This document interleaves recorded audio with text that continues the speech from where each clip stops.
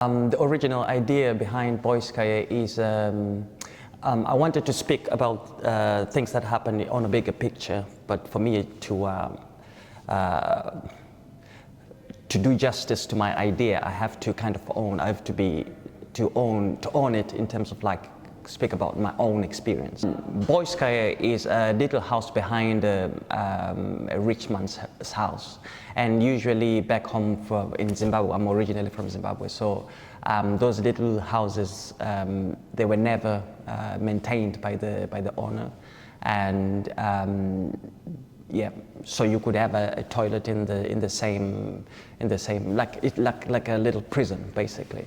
So I used to live in there with my parents when they go to work. Yeah. So growing up today now, I'm like I thought it was a normal thing to do, because it was normal for me in life.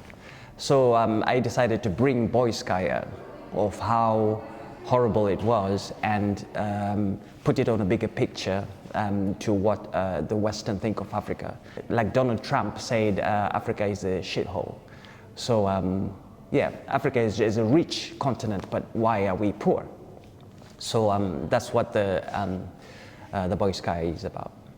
It explores social justice, and it explores the idea of that I can't believe in this day and age this segregation is still there, racism is still happening, there are people who are still racist today. It's a gobsmack. So I have to raise those awarenesses and you know, to be part of as well Black Lives Matter, all these things. So it's social justice.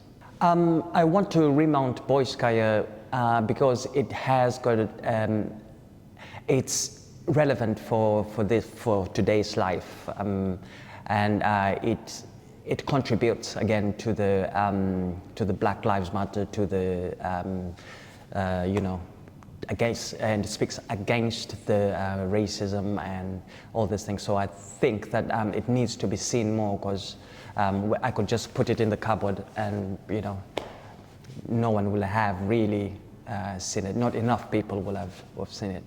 And choreographically as well, I feel like I'm developing and getting better. So I think it should be seen. Yeah. When I create a piece, it has again to be a subject that really interests me and something that I feel strongly that it needs to be spoken about. Usually most of my work are inspired from things that people don't really want to speak about, or things that people cringe, so I bring them out and speak about it. So those things are what usually inspires me. The word contemporary is very interesting. You can use contemporary in many ways. It doesn't have to be.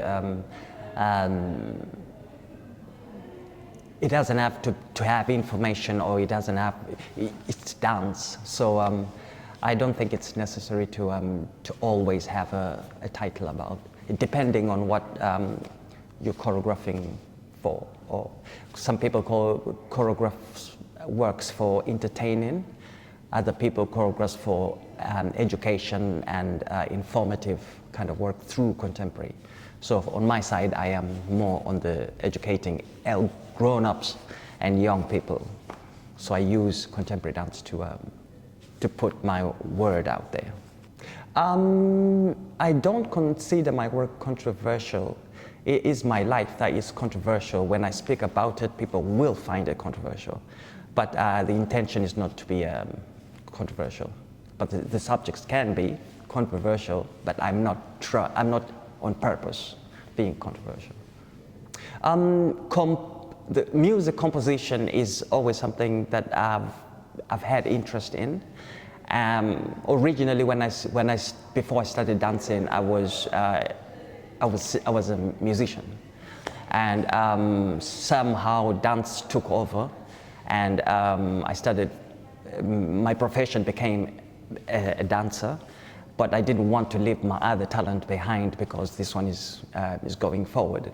So I decided to work with the two talents in parallel, and it really works well because it gives me an advantage of being able to explain exactly what I want to say without having to find music from somewhere else.